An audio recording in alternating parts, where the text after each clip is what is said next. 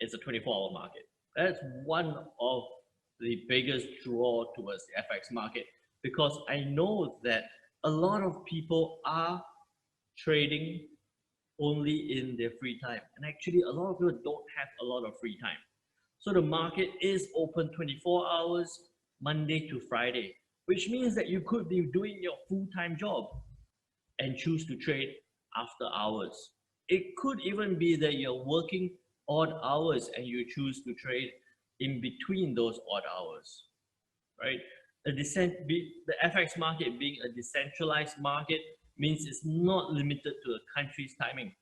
You could be in Singapore, you could be in Philippines, Malaysia, in the UK, in Canada, in anywhere in the world, and you can trade all different markets around the world. Basically, this line is the most important. You get to choose what and when you want to trade. You're not limited to the market opening hours. So we are here, I am here in Singapore, seeing Singapore is GMT +8. We actually have very good timings where we actually see markets opening and closing across Australia, Japan, Europe, the UK, and the US. We see quite good market activities overall.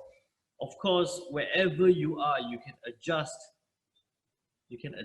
to what you want to trade based on when the markets are likely to be open or when the markets are likely to be more active.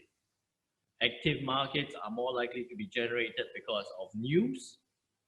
Active markets are more likely to be generated because of liquidity and flow of capital, right? So there are many reasons why you could choose to be trading early in the morning, in the afternoons, or late at night.